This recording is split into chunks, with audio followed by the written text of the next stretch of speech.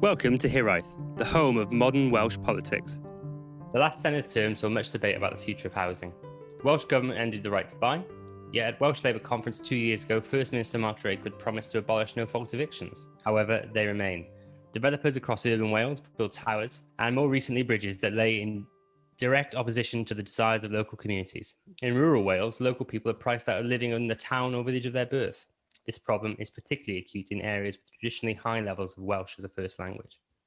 So has the last 20 years or so seen a success in the housing sector, or is this portfolio built on shaky grounds?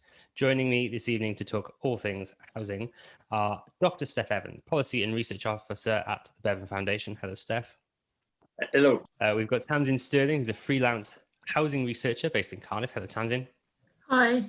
And we've got Stuart Ropke, Chief Executive of Community Housing Cymru. Hello, Stuart. Hello, how are you doing? Very well, thank you. Before we look to the future, let's reflect a bit on the past. We've had devolution now in Wales for nearly 22 years. How has the Welsh Government dealt with housing since that time? Tamsin, do you want to start us off? Yeah, big question. I think I'd say my overall assessment would be variable. I think if you look at certainly in the early terms of devolution, the early terms of the Assembly, housing probably didn't have as much priority as we see it today, and I'm very pleased to see some of the, we just had some recent financial news come through in terms of investment in housing, which is very pleasing to see. So before we had devolution in Wales, there was a body called Cymru, had the sort of funding and regulatory responsibilities for housing associations. And if you took the budget of the best year in terms of investment that Cymru had and kind of pitched it forwards to now, I think you'd end up with something like £300 million a year. And the announcements we've just had recently bring things up to £250 million a year. So I think that shows, and when you get a kind of there was quite a few years where housing had a low priority, certainly investment wise.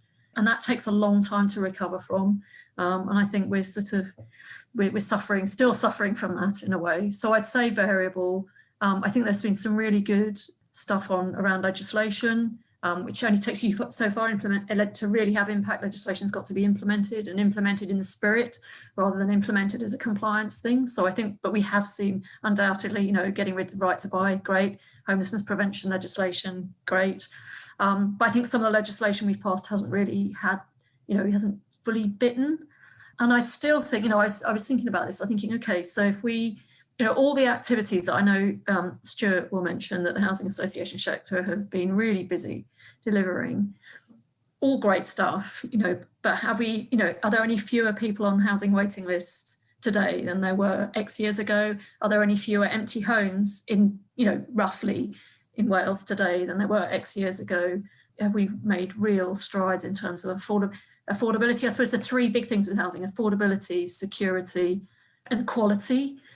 Have we really made mega strides on those for the majority of the population in Wales? And I think the answer has to come back. No, we've done some good things for some people in some places. And I think that's that kind of, for me, and I've been part of this ecosystem, if you like. So, it's on me as much as on anyone else, that we've been very busy. We've done a lot, but actually in terms of really breaking through, really get into a position where we've seen from COVID how important a good home is to everyone, in a public health sense, as well as a social justice sense, as well as a family sense, as well as being able to thrive sense. It still feels like we've got, quite a long way to go to make that a reality for folk across Wales. So bit of good, bit of bad, bit of frustration, I think. Steff, what about you? What do you think? Yeah, I think I agree with Tamsin broadly there in terms of, I think, what we've achieved and what we haven't achieved as well in that. I think there's also space here to think about kind of, have we thought differently enough about housing over that period as well? So I think in some areas, I think we clearly have. So right to buy is, an obvious example there of where we have taken a conscious decision to depart from where the UK government was going and kind of what's gone on with the housing sector there in England. Kind of the less prevalence of affordable rent taken over from social rent as well, I think, is kind of another example there, maybe where we have been more proactive in terms of kind of looking after a sector there, tenure there, that's really important in terms of providing housing for the people on the lowest incomes, whereas England have pursued more marketized kind of ideas around that. So I think that's another positive example. But I think there have been other areas where maybe we have been a bit timid about taking things on. So a very recent example of that might well be over stamp duty. So, the UK government has extended stamp duty holiday in England at the properties over 500,000. And in Wales, there's clearly some discomfort in Welsh Government around that decision because they haven't expanded up to 500,000, but they've still done it. They've still done it up to 250,000. So we kind of halfway house on some of this stuff. Whereas most recently in Scotland, the Scottish Government have announced actually they're not going to extend that holiday there in Scotland. So that's just one example there maybe of where maybe we're trying to think differently. Help to Buy is another one there, helping people with home ownership costs.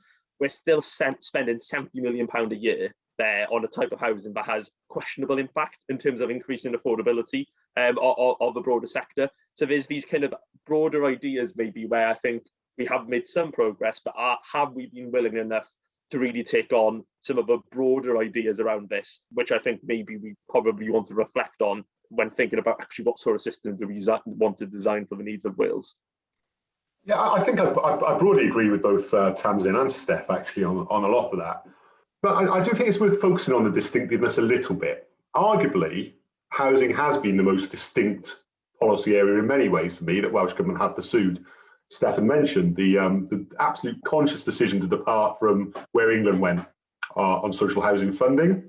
And I left England after a disastrous spending review in 2010, which saw investment into social housing cut by 63% in that spending review. Some people might hold me responsible for that. I think I drafted the National Housing Federation's comprehensive spending review submission that year. Clearly, the zeitgeist wasn't with me.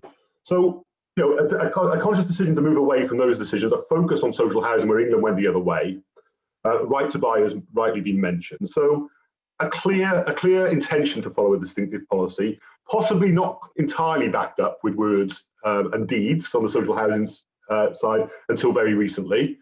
My favourite stat at the moment, which illustrates really the rising priority I think that housing's been given by Welsh Government over the last 5 years, is in 2016 we had £68 million in the capital pot to invest in social housing. As of last week, we're up to 250 million. That's quite a turnaround actually in 5 years in terms of the amount that's been invested. And I think the argument's cut through actually around the need for safe, secure, affordable homes, absolutely, but also the role that housing plays on economic recovery. Steff's absolutely right though about Help to Buy and stamp duty extensions. I think this is an example where unfortunately sometimes we are tied a little bit into the debate, the political debate that happens at Westminster and at English level. The Welsh Government, for whatever reason, have chosen to go with demand side measures instead of supply side measures there because they feel the politics of that is they have to. When Help to Buy is extended, it's popular with a number of people. When stamp duty holidays are extended, we go half the way there. And I think the next step, having funded social housing, is to break out of that cycle. And I think it's right, plough our own path in terms of what's best for the overall housing market in Wales. So yeah, lots of things to admire in the way that Welsh Government have done housing policy, and I think they're the right things. But yeah, I absolutely agree. A lot further to go, and a lot where we can still even be more distinct, I think, from England. So you've all mentioned ending right to buy, and you've all done so quite positively. So I don't need to ask my next question, which was whether you think the Welsh Government was right to do so. But I do want to ask if there's been any impact on housing stock. Have you already seen more housing stock available, or is it still too soon to really see any major difference? No, you can see the impact straight away for me because the number of sales obviously is finished, and it was falling through the floor as Welsh Government took measures to reduce discounts before abolishing right to buy. So anything we then build is adding to the stock, which is, trust me, a massive step forward because that wasn't happening when right to buy was in place. Right to buy was a disastrous policy for me on a number of levels. Of course, it's right to give people choice and help people achieve their aspirations about owning homes, but the way it was done just meant that those homes were never replaced. And I'd equally add as well that the investment then into some of those properties didn't happen. Homeowners, probably marginal homeowners in some cases, not able to put the investment into their properties to keep them up to standard. So you actually saw social housing on those housing estates that outstrip in quality, way outstrip in quality, the ones that were bought in right to buy. Increasing number of those properties then ended up on the private rental market. That's what I was going to flag up really. That actually, so you get properties that are then sold on after right to buy, maybe once or twice, they end up with a landlord. Rented out to people in housing need, but at private sector rents, not social rents. So they've been built with subsidy or investment, public investment, sold with subsidy, and then now, often housing benefit or universal credit will be paying a good chunk. It's not a wise set of investment. If you were starting from scratch, you wouldn't go down that route. You used to be able to say, didn't you, that when you drove through a social housing estate, you could see the properties that had been bought. They had, they were painted a different colour. When we had that horrible thing of painting everything the same colour, they had different doors. Actually, you can see the ones that are privately bought now, because generally, not always, but generally, they're often of lower standard than the properties that remain in council or housing association ownership. And that's a reality. I think just to jump in on what Tamsin kind of added there around the kind of a private rental element here as well, I think is really important around, and touching back on what Stuart mentioned earlier about the kind of a demand side versus the supply side, because it's getting itself into a vicious circle of where we're using public funds to subsidise private landlords to pay off their mortgages so that they can go and buy more homes to rent out. That's essentially what we're doing with that system when you're subsidising demand rather than supply. So moving away from that system, even as a starting point, is a positive thing. But obviously the question is, how can we move that further so that it is supply that we're focusing on in Wales rather than the demand side issues. Tamsin, do you think we're building enough housing stock in the social housing sector? No. And I mean, it's great, it's great to have seen the increased targets, so we had the term before last, we had a target of 10,000 new affordable homes, most of them social rented. The last administration, it was about 14,500, because the 20,000 target included Help to Buy, which I thought was one of those things, round it up to 20,000, but Help to Buy is by and large not affordable, about affordable housing. But even if you look then in terms of the last national needs assessment that Alan Holmans was involved with, we're still under even with that, and that target's going to be exceeded, I think, this term. Lots of energy, effort, commitment, all that stuff going in, but we're still under pitching. And there's also the issue, I think, for me, which is always, I've kind of never managed to square the circle on this, that local authorities do the housing market assessments of their area. They do take account of migration of people, but they don't take account of migration of money. So then they make their plans, LDPs, the local development plans, and have the pipeline which will deliver somewhere near the figures that they actually need. Never seems to be quite enough. But actually then what happens to those homes? And we know housing is a really attractive investment vehicle. It's become about, in many cases, about investment rather than about home. And so how many on the private market, I mean now not the social housing, but how many of those homes are then not meeting the need that the local authority identified, but actually providing an investment vehicle for someone or a company or a pension scheme? It's a very complex issue. So I think we're always under pitching in terms of numbers. And I think I'm really glad, one of the distinctive elements that both Steff and Stuart have mentioned is how Wales has retained a focus on social rent in its affordable housing programme. So about 80% of the programme is social rent, 20% affordable.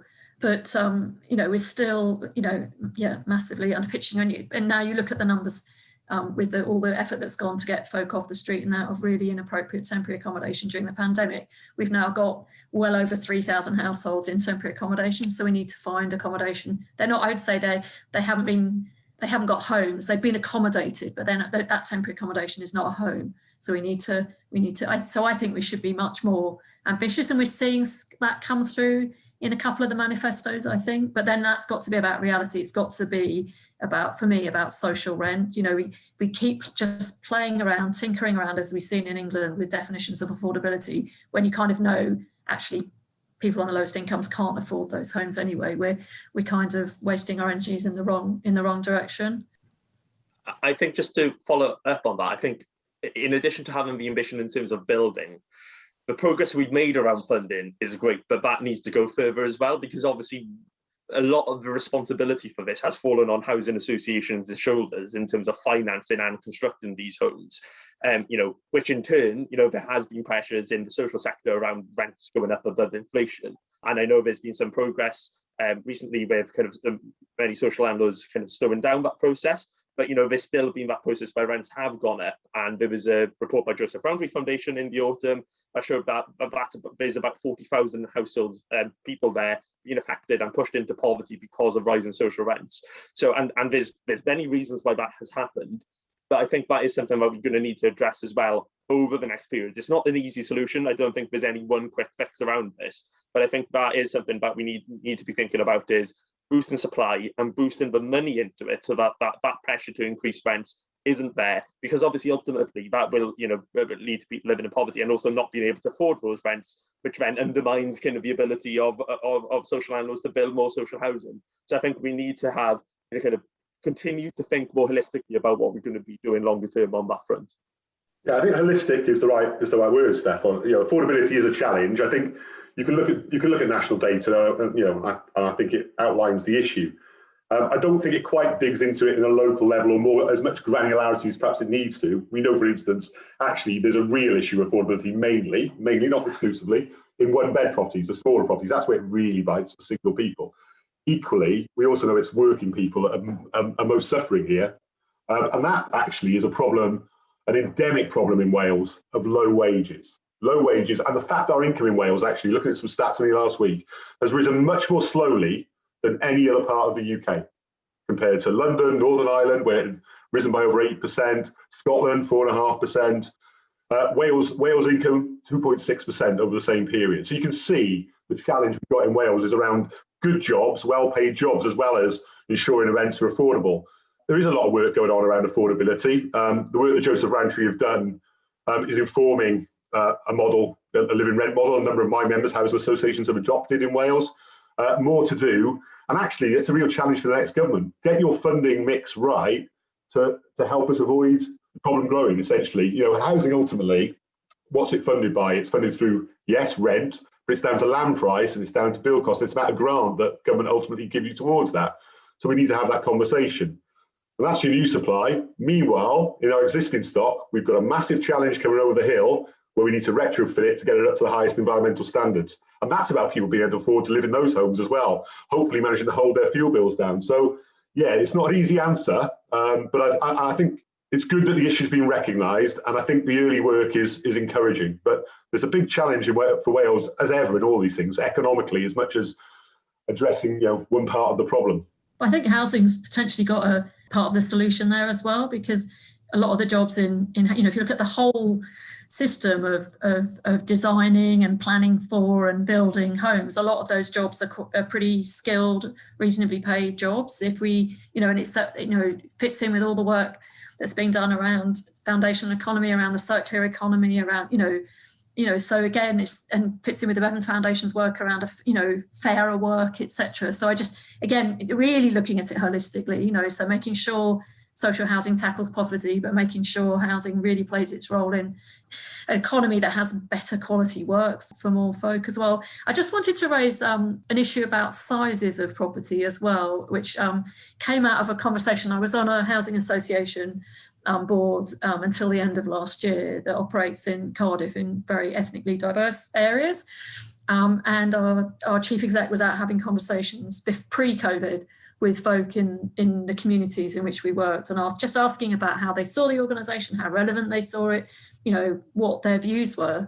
And a young Somali woman said to the chief exec, your organisation doesn't build homes for families like mine, which is an absolute fair challenge. So, most of what we build in the city centre is, and back to what Stuart was saying, the components of cost, land prices, construction costs, but land prices, massive issue. 1 and 2 bedroom flats. So I thought, I'm going to have a look at the national statistics and see what proportion of the affordable housing that's, of that target that we've got is what size property, which led me to look at the affordable housing regular statistical publication, not divided by bedroom size. So then I emailed the housing stats folk in Welsh Government and asked them and said, we don't collect that information. So arguably you could achieve the whole affordable housing target by building 1 and 2 bedroom properties. And yes, of course, you would meet a lot of housing need, but there would be a lot of housing need, not just in ethnic minority communities, but families who are, maybe got living intergenerationally, or somebody who's disabled who needs care, so I think there's a real issue about equity and justice again, it speaks for, comes back to money in the end of things. But I do think, when we're looking forward, we really need to be mindful of that, because at the moment the deal in Cardiff really is, if you've got a bigger household, you want a house where you're not going to be overcrowded, you go and live on the edge of the city. So you trade off your social and cultural and all the other networks you've got for a home of the right size, or you stay more centrally, but you're going to be overcrowded with all the implications we've seen in terms of COVID. So I do think there's some real equity issues for us to, again, not easy, but we need, I think we need to be really honest about where we are and what our current system is and is not able to deliver, and really try and unpick that and come up with something, even if it's incrementally moving towards a fairer system. Yeah, and not just carry on with the bits that are not working at the moment. So there's one reason to be cheerful, isn't there, I think. The Race Equality Action Plan, the Welsh Government are currently putting in place, and there's a housing chapter on that, and I've seen the draft, talks directly about the size question, about the size of properties being built. And I think that will be transferred across into some sort of target in the programme. I think it'll be acknowledged finally. So that's a step forward, and that's been acknowledged. And hopefully they'll collect the data and then we'll know as well. Absolutely, that would be. But the point about equity, actually, yes, larger homes for larger families, absolutely key. I think COVID as well, if we're serious about tackling social injustice and inequality, which I think social housing is really designed to do, and it's our role to do, look what's happened during COVID. What do we know about the way people are working now? I'm sitting in my house working today, speaking to you guys. We know going forward in the future there are going to be more jobs based at home, at least some of the time. Are we putting enough space into the homes we're building to enable people to be able to work from home, take advantage of the economic opportunities that will be there? Otherwise, you're just building in, for me, inequality. That's really one that's got to be wrestled as well, because that's about space again, and that leads to cost. And yeah, that's a challenge. But if nothing else, on the back of this pandemic, we've got to fundamentally reassess what we're building and the role it will play in people's lives. I think that's actually worth acknowledging as well, thinking about what Welsh Government has done in this space is kind of linkages into the social security system at Westminster. I remember back when I was doing my PhD, it was just before the 2015 election, and speaking to some chief execs, and the general sense around the bedroom tax was, well, if there's a different government, the bedroom tax will go, and no one wants one-bedroom houses. They all want two-bedroom flats or houses. So, we're building these just to, meet that welfare policy. Now, obviously, time's moved on, and that's going to be pretty baked in now by the time any kind of reform comes around that. But it kind of demonstrates, I think, that, some of those limitations, in Welsh Government's credit, that does inhibit what the sector can do. Because, building those larger homes, as Stuart mentioned, having that second room where someone could work from home, having to do that in a way that then doesn't mean that that home gets captured by the bedroom tax and those families get punished is a real challenge. So it's kind of, even though this is one of the devolved areas that's most clearly devolved and where a lot of action has happened, even still in that sort of area, reserve powers at UK level still has a massive impact in terms of what can and can't be done. I think anyone who lives in an urban centre in Wales has, in the last few years, seen a huge increase in development that often feels completely unwanted by local communities. If you live in Cardiff, like I do, I think we've all seen the numerous high-rise flats that no one seems to live in. Is there anything that Welsh Government could do more of to ensure that local communities are more involved in this planning process? I'm going to start by saying planning law is not my expertise in any shape, way, or form. So just caveat there. I think there is something that one of my colleagues has been doing quite a bit of work on around community assets.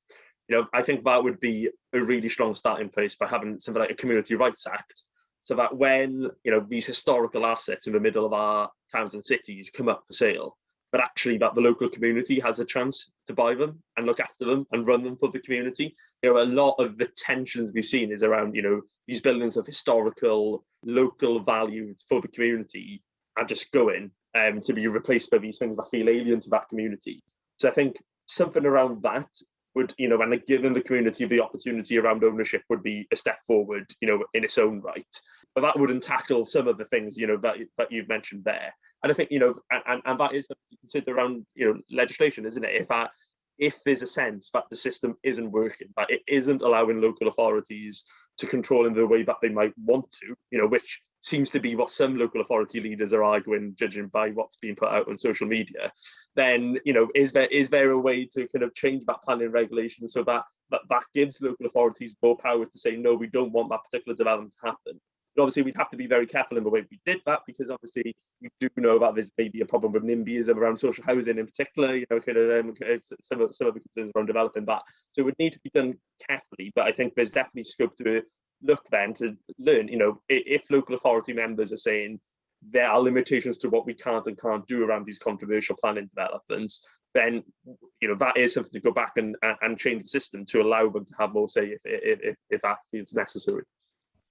Well, I think in many cases the flats that are being built in cities aren't social housing, are they? They're most often student accommodation, as far as I can see in Cardiff. I speak as a resident myself. There's a real opportunity here if we're getting things wrong, and COVID provides it again.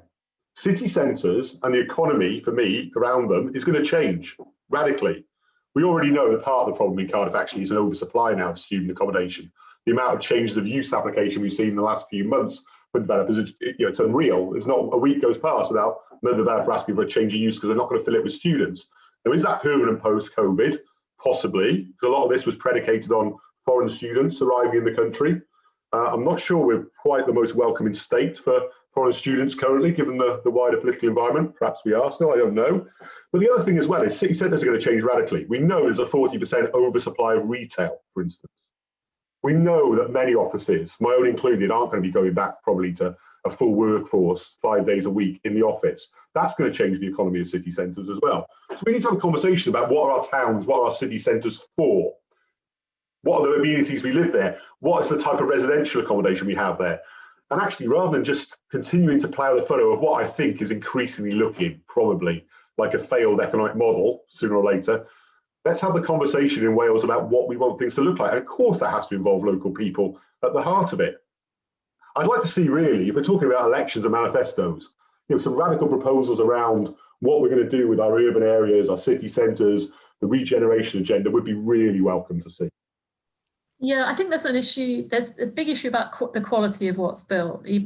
The proliferation of student, I call them monuments to student debt, the towers. As people who know me well will know that one of my bête noires in housing. But so I think there's a real issue about quality that's built, whether that be city centre stuff or the properties that are going up in northwest Cardiff, and like what in the planning system would help drive quality, or is it simply a matter of money? And there's, I can't believe in a city like Cardiff, seeing the house prices that the financial system, even the current system, can't drive better quality private sector housing for sale, something that's more in keeping with the landscape and doesn't look like your little boxes. And I think that feeds into local communities feeling about, so not only is all this extra housing coming, it looks terrible or it doesn't look great, linked with kind of a whole set of stuff around infrastructure, particularly around transport, we see that in Cardiff. But then also I think because of the way our housing system is, or our housing tenure mix is in Wales, which is not that dissimilar, it's quite different to Scotland. Scotland's got a greater proportion of social housing. It's not that different to England. There's very little cooperatively, community-owned housing as well. And again, I think, if you look in countries where there's a lot more of that, then you've got more of a sense of, not detailed control over what's happening, but more of a sense of community. So I think those are some big issues for me. I having worked in Welsh Government for 2 years and wrestled a bit with planning stuff, it is a really complex kind of behemoth of a thing, really, and you start changing one bit over here and then another bit but I think we've probably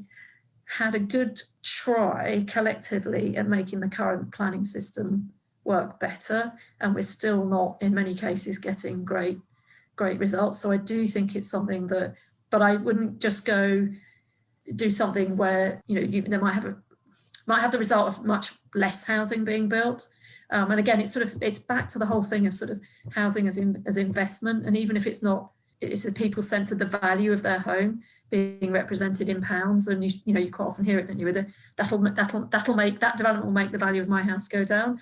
And that's a hugely big cultural thing. And somehow I mean, we have, as Stuart said, we got an opportunity with COVID of people kind of seeing the value of home as much more of a, you know, a safe and secure place to be and to be able to work from, if you're lucky enough to be able to do that, for your kids to have space to play, you know, all that sort of stuff. So I think, you know, we've got to start trying to change the narrative around home, but we're working against some very, very big forces, which include flows of global capital. So, but, you know, Scotland has a lot more cooperative housing. You know, there are models that we could, you know, and we could try things in different areas, I think, to try and overcome some of this stuff, but it's not easy. But yeah, for me, the monuments to student debt, it's a big old scam as far as I'm concerned. As Stuart said, they just put them up. You know, they're built to lower standards than other accommodation, no contribution to affordable housing or infrastructure, and then they apply for change of use to non-students. And it's, you know, Cardiff Council will maintain and other cities will maintain there's very little they can do about it. Well, if that's really the case,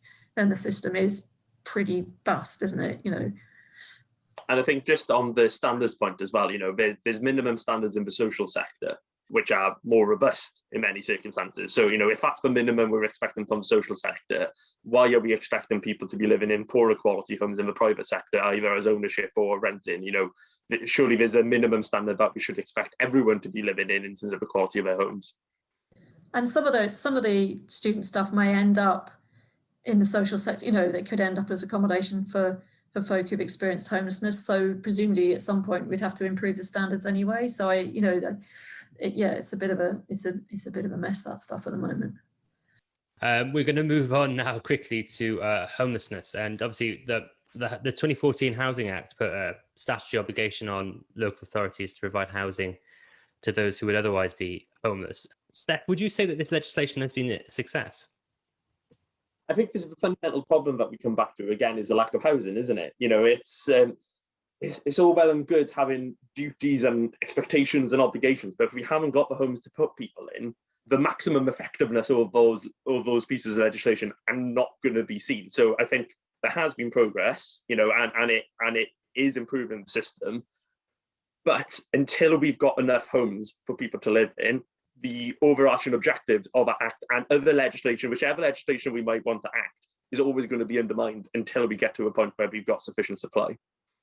I mean, one of the main things that the Act did was require local authorities and work in partnership with others to prevent homelessness where it was possible to do so. And if you look at the numbers, a lot of homelessness has been prevented, not universally applied across the 22 local authorities. So, you know, there's authorities that are doing really well on that, others where are not doing so well, sometimes for reasons about what approach they've taken and how well they work in partnership across the local authority beyond, some to do with money, but some to do with the housing market of particular areas. You know, some areas have got a private rented sector where there's very few lower, decent lower rent properties, others more so, you know, so there's all sorts of local differences, but again, and also a difference in culture across the 22 local authorities. So some authorities have worked much more to the, you know, to the spirit and beyond of the legislation, and others have treated it more as a sort of compliance thing. But I do think it moved the goal, you know, for me, you know, and I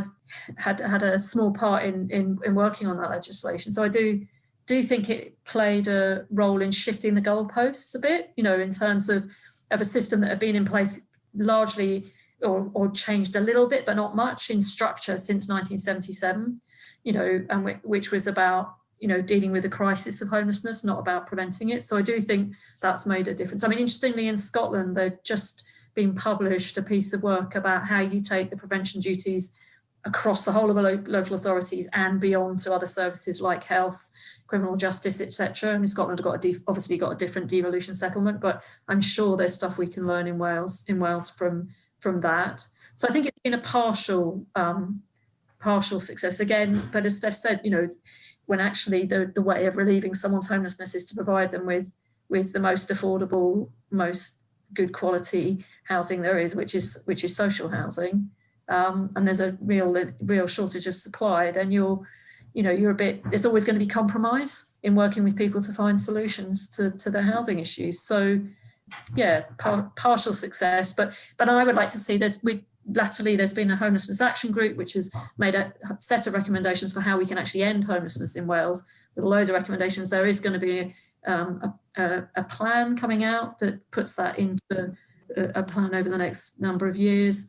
You know, political parties are signing up to commit to having a plan, but again, it'll be down to resourcing it, you know, and really making that a high priority. So we sort of keep coming back into this loop, and the challenge that we've got with some bits being devolved and some not, you know, so criminal justice not devolved, so all the tricky interface between prison and housing. You've got a non-devolved area trying to work with a devolved area. So partial success, but, you know, lots of work still to be done, as I've said on so many things, really.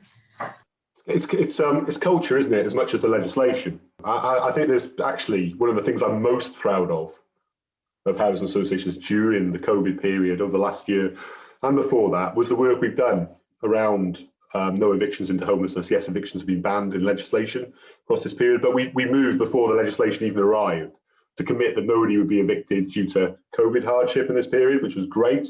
And I thought really reflected the values to which housing associations espouse. But we're also making huge progress on no evictions into homelessness. The numbers have dropped off a cliff. And I think that's about culture. That's not about legislation. You know, that's about bringing people on a journey to say you can do this. And I think that's one of the big steps forwards. Local authorities as well. It's not just housing associations. The whole of the social housing sector, I think, have stepped up and embraced that challenge. So the legislation sets the tone, and you know, we shouldn't underestimate that, but it's culture ultimately. Yeah, you're absolutely right, Stuart. And that's why I feel, you know, changing the legislation in a way is the easy bit. Changing the culture is the hard bit, and it's around, you know, leadership, a whole pile of things. I say that, you know, it's exactly the same for the Wellbeing of Future Generations Act, for all those other acts that are really trying to shift how we see things and how our timescales for decision making, you know, how long we look into the future in terms of decision making.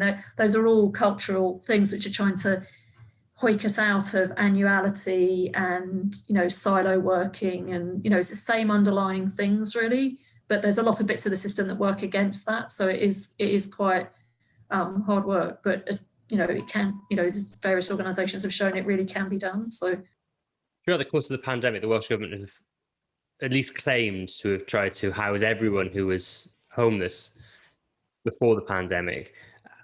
How successful has this plan been? And do you know what they plan to do? Well, what they seem to want to do, the next steps in order to ensure that once the pandemic is over and this burden is sort of relieved from them, that they ensure that no one is then left homeless? So, I mean, I have to pay credit to Julie Jones really on this issue. You know, she took really first minister in any part of the UK to really take action on this, and has secured, you know, some good amounts of money. You know, never enough, but good amounts of money initially to provide temporary accommodation, and then more recently to carry on funding temporary accommodation, but then also to look at how, you know, increasing supply and how, you know, supporting rapid rehousing, etc. So I think, to my knowledge, the numbers of people on the streets are in most local authorities across Wales in single figures, which is quite a big change from where things were. I think one of the really interesting things is when people were moved into accommodation, the numbers were far higher than the rough sleeping counts had ever shown, which kind of everyone who worked in frontline homelessness always knew, but that was kind of showed, you know, really gave evidence that those numbers were higher. You know, it hasn't eliminated folks sleeping on the street altogether, but the numbers are much, much lower, and the outreach teams that there are in each area are in touch with the folk, you know, and have really tried to support the folk that still remain on the streets to come in, if you like, for a number of reasons. That's not what some people want to do. So I think it was a tremendous effort. Sorry, there's a hand in the background agreeing. And people are still, you know, new people are presenting as homeless. There's new crises coming up for people, and so there's just a massive challenge now of not only caring for local authorities and all their partner organisations, not only carrying on responding to the homelessness that is arising, but actually then being able to move those folk on into more secure housing situations. Some of that's already been happening over the last few months, but the numbers are pretty challenging. What again I would give Julie James credit for is she took the recommendations from the Homelessness Action Group in terms of direction of travel and tried to get that to inform the crisis response to COVID. So really trying to think about a rapid rehousing approach, which means keeping temporary accommodation, stays in temporary accommodation as short as possible. So some of those principles around the way forward have informed the crisis response, but yeah, I'm not by any means underestimating the significance of the job we've got collectively over the next while. One of the big challenges is going to be going forward, of course, is those people who have suffered economically as a result of the pandemic. So not only have we got to deal and find longer term solutions to the people that great work has already been done with, but the number who are going to present as homelessness is probably going to increase quite substantially. We ran a survey with YouGov back in December to look at the impact of the pandemic on people's incomes and their spending and debt, and renters were significantly harder hit in terms of cutting back and falling into debt than homeowners. About 6% of private renters have fallen behind on their rent already. A private rented household, that is, as well. So not just the number of people, the number of people would be higher. So that's really concerning, that we're going to have that challenge coming down the line to a system that's already stretched. Maybe one of the things we could look to do maybe over the next few months is think about how do we more effectively get money into those people's pockets so we prevent them presenting. And kind of one of the concerning things heard recently was around that there are a lot of local authorities in Wales who haven't made full use of discretionary housing payments. So those are cash payments. The money's coming from DWP as well, so the money has to go back unless it's used. So and there are some local authority areas in Wales that haven't used up all that money. So using all that money up would, as a starting point, ease some of those pressures and prevent issues down the line. But even having done that, I think it is likely we are going to have a major challenge of a surge in the number of people being homeless, once the legislation that protects people from evictions comes to an end. The obvious question to ask is, if we've done so well reducing our homeless numbers now, why couldn't we do it before? Well, I think like many things, COVID provided a focus for swift action, and a public health emergency, as it was seen at that point, essentially meant that money had to be found, resource had to be found, and it was seen as, clearly it is an emergency, homelessness is an emergency, but it suddenly became a much higher priority for people to address. And I think that was absolutely right. And don't forget, there was also an opportunity in terms of some temporary accommodation that the pandemic provided. Hotels, particularly, were closed for the pandemic. Some of those reopened to bring in street homeless and give them somewhere warm and secure. So that was an opportunity that was there that wasn't there when the pre-COVID. So one thing we haven't talked about here as well, yes, of course, it's about supply ultimately for moving people on to keep them off the streets, but it's the level of support that has to go in to ensure that people who particularly have been street homeless don't return to the streets. The level of support they need to sustain a home and make sure they're able to meet their commitments and live their life in a great way. That takes a lot of resource, and that's always been the challenge, actually, on the revenue funding side, to fund those support services.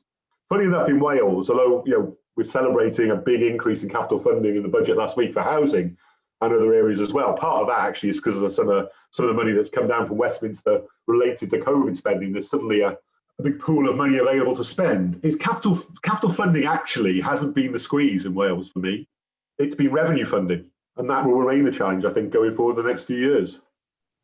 Yes, particularly when you look at the budget we've just had, the budget we just had from the Westminster government, capital, and there is a current administration at Westminster, there's a like for big infrastructure, big shiny infrastructure projects, which generate, a consequential for Wales. Fine, great, we can always use capital, but as you're right, Stuart, if there's not sufficient revenue, we've seen it with the pay rise, proposed pay rise for the NHS in England, I guess, if you're not prepared to invest in revenue in to ensure services for folk, then you're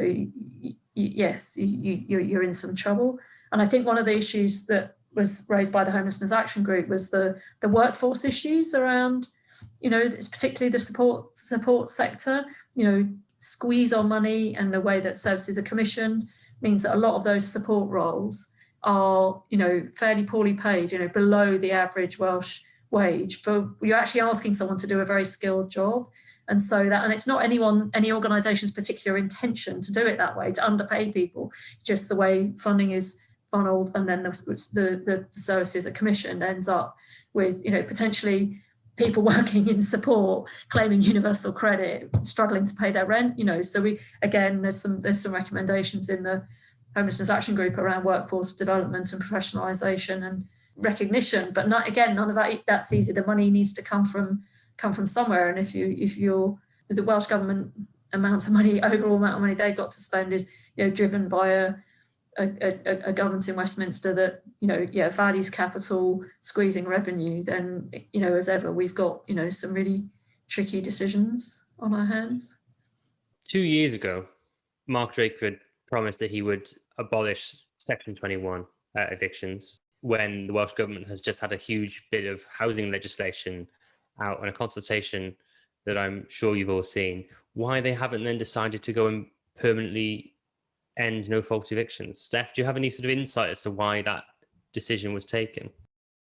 I think the reason, but there was possible concerns that in ending kind of Section 21, you would create other loopholes that would be less watertight than an extended notice period. I think seemed to be my reading anyway of the consultation period paper when it came out. Other people might have other insights on that, but that seemed to be the rationale anyway in terms of when that consultation paper came out. You know, I think it is great progress that we have got this extended kind of you know, guarantees for people, but, you know, obviously we need to go further. And one of the things that, you know, is a real concern, and there's a lot of academic research on this actually as well, is about the precarity of the private rental sector. And there's a sense that maybe, you know, back in the day when the private rental sector maybe was young kind of professional types and students who didn't, you know, who were quite happy to move house one year to the next, that was fine. But if you've got a child in school and you're in the private rental sector for the long term, then the stress of having to move often, you know, that's a completely different ballgame really in terms of kind of what you're going to have to deal with. So I think, you know, it's obviously progress, but far more needs to be done on it. And also, you know, about some of the other stuff we've discussed around the private rental sector, about the quality of the sector, you know, are the homes up to scratch? And just thinking about as well in terms of what are we trying to achieve with the legislation around the private rental sector? You know, there's a lot of talk about professionalising the sector, but what do we mean by that? Do we mean making the sector kind of more professional for the sake of landlords, kind of, you know, being a bit smarter, knowing the regulations a bit better, but kind of fundamentally nothing really changes from the tenant's perspective? I think we need to think about kind of how do we leave this from the tenant side. And I think one of the challenges there, of course, is how do we get tenants to feed into the process?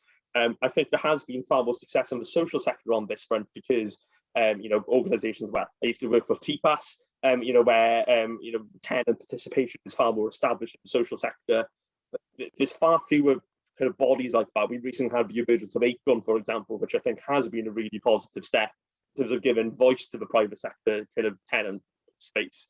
But far more needs to be done around that as well, because, you know, there is a strong landlord voice in Wales, in the private rental sector.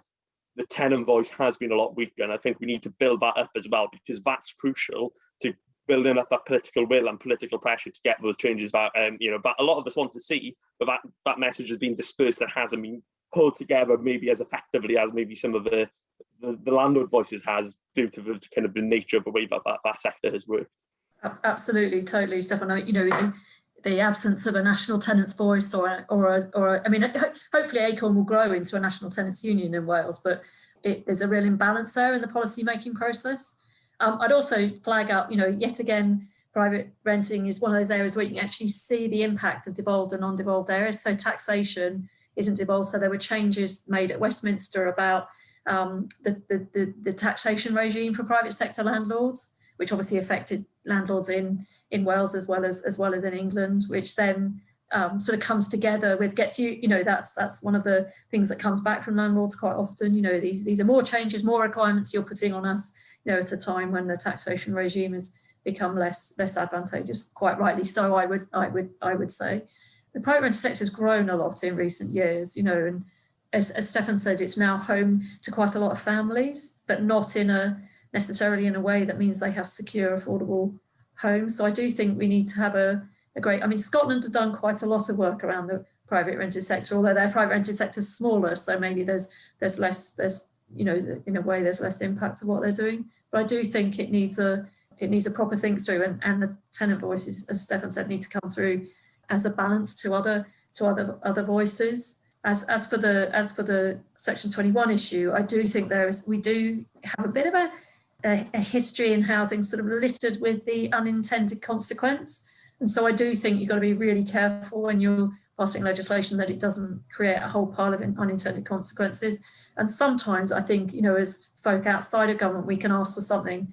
I'm not saying this is the case with Section 21, but we can ask for something that seems really simple and straightforward. And yet when you then look into it, it may well have a whole pile of unintended consequences, which mean it doesn't have the impact that you want it to have. So I think it's really thinking about principles and how, and looking in the 360 sense of how do you achieve, you know, and it's around, you know, greater security for folk, the whole issue around rents and the whole issue about quality. There's been some really interesting work done in other countries on, and some academic analysis of so-called rent controls, limiting the amount by which private sector rents can be increased over any period.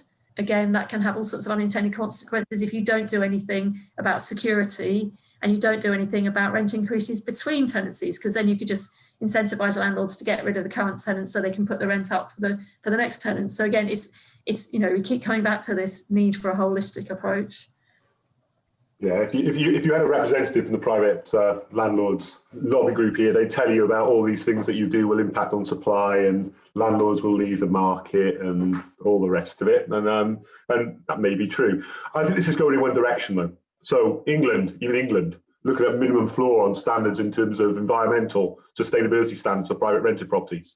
If England are bringing that in, there's no way that Wales could not follow that on, you know, and build on it, I would argue, as well. I also thought it was very, very interesting. We've just seen the Rented Homes Wales amendment bill go through the Senedd. Plaid voted against it at the final reading, having supported some of the amendments during it. Why did they vote against it? Because they felt it didn't go far enough on tenants' rights. Okay, so we've got an election. I think the outcome of that election is very much up in the air as to what the arrangements are post that election.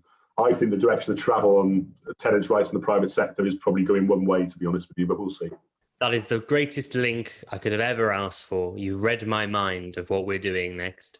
So this is a podcast about an election. I'm going to ask you all what you think the housing platform will be like in the next Senedd term.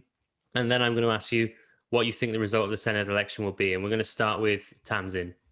Oh dear, not sure I can be drawn on the result. I suppose, I'll say that first. I think was there last week 2 or 3 polls, and they all showed totally different things, different methodologies, etc. So I think it's a really open thing. One suspects a coalition of some description, which from my point of view is no bad thing, because actually I think that formal process of forming a coalition and actually agreeing what you're going to do is, for me, quite a good process, because then you've got, you know, there's sort of more accountability between the two, or however many parties it is, to actually thrash out what you can do and then actually deliver on it, and maybe less horse trading during the Senedd term. What's housing going to be like? I mean, I really hope, you know, I think the last 5 years, with all its hiccups and all the, you know, culture change that hasn't fully been gone through yet, etc., I do think it's been a pretty positive 5 years for housing in terms of moving in the right direction. So I really hope that can be built on in the next term, you know, so ambitious targets for social housing, you know, a plan to end homelessness in Wales and really start getting some traction on moving towards that. I mean, a number of organisations are looking for legislation on the right to adequate housing, which I think is fine as long as we do the practical stuff to make that a reality. Like, you know, many of our other pieces of legislation really making it bite. I am worried about revenue, as Stuart's already mentioned, because that could undermine, if we get really difficult revenue settlements, that could really undermine our ability to provide the sort of support and wider services that are needed to, you know, enable people to thrive in their homes. My hopeful bit says housing will have a reasonable priority, and we should see some real progress made on environmental standards for new homes, hopefully some progress made on improving the environmental standards of existing homes, although I appreciate that that is really, really challenging. It says, that by the end of the 5 years, we can see some real progress on a number of fronts. My more cynical side is a bit more concerned, I have to say, but there's a huge amount of uncertainty at the moment. We don't know how money's going to flow. We don't know, how long the pandemic will last in its current phase, and then what form recovery could look like. But I would make the case for housing to be really, at the centre of COVID recovery in Wales, because it can deliver on so many fronts and be part of that, as we talked about before, a fairer economy, better environment, better quality environment, providing folk with good quality homes to enable them to get on with their lives. So it really can be. It's just whether it will be. I'd like to. Housing. Wouldn't it be amazing if housing was put on the same kind of footing as attracting foreign inward investment in terms of the economy? I can dream.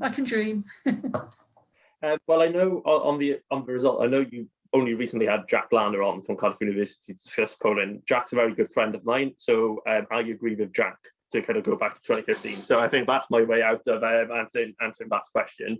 In terms of kind of the policy platform, I think we are going to progress on social home building. I think, there is clearly kind of pledges being made by all the parties who are likely to form a government along those lines. So I think we're going to see some progress there. I think I'd like to see kind of over the start of that next term, maybe that discussion on rent, given that the rent kind of settlement is coming to an end, to thinking about how can we achieve what we want around building and also think about affordability kind of across the piece. And I think also kind of the final thing is kind of the bit of work we've been doing around what we're calling the Welsh benefit system. So this is the idea of pulling together all the different bits and bobs that is within the Welsh Government's gift. So things from free school meals to council tax reduction scheme, to kind of all of the bits of that system.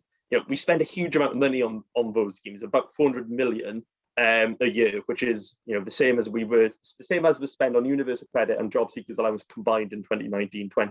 So we spend a huge amount of money on these schemes, but we don't really make good use of them at the moment, kind of coherently. So I think that would be my one kind of hope as well going forward, is that we'd make some progress on that and kind of realise there's a potential pot of money there to unlock, to put more money into people's pockets so they can afford their housing more going forward.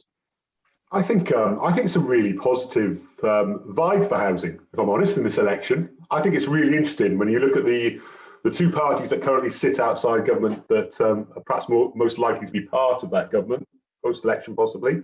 They've both criticised Labour for the paucity of their housing targets and think they should be doing more. And we've seen this government, I think, now commit beyond the election, if they're in power, to say we're going to build 20,000 social homes in the next parliamentary term. That is an increase, actually, as Tamsin said. It was 14,500 in this term, and the money looks to be following that at the moment. Let's hope that continues. But then you look at Plaid, and it is Plaid at all about 50,000. Now, I have my own views on whether 50,000 is achievable in a 5-year period. It's a fantastic target, but the rate you'd have to ramp up delivery looks challenging, I would say that, but that's great. It's almost, if I look at the Plaid manifesto, I think the housing stuff's the most eye-catching thing in it. It's really ambitious. And that's great. It means we're at the top of the agenda. I think, yes, it's about providing people with decent homes where they can live their lives. But Tamsin's point, I think we're absolutely seen as central to the COVID recovery, creating good jobs, bringing money into Wales, bringing work. And then if you have the retrofit agenda, the bringing up of existing homes to good environmental standards, reducing the cost for people who live in them, that would definitely tick one of Steff's boxes. But also, again, a real opportunity to create a Welsh supply chain with good skilled jobs that are going to be there for the next 20, 30 years doing the housing stock across Wales. Big opportunity there post-COVID to create some economic activity and offer people a bit of hope, I think, as well. Thank you all so much. If people want to find you on Twitter to see what else you've got to say, where can they find you? Yeah, I'm at Stuart, SSDUART_CHC.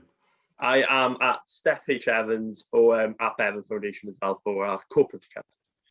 At Tamsin Sterling, STIRLING 1. Wonderful. Thank you very much. And if you've enjoyed what you've heard tonight, please don't forget to find us on Medium at HiraethBlogCymru, on Facebook at HiraethBlogCymru, and on Twitter at HiraethBlog. Thank you for listening to Hiraeth. If you like what you heard, please don't forget to subscribe, rate and review.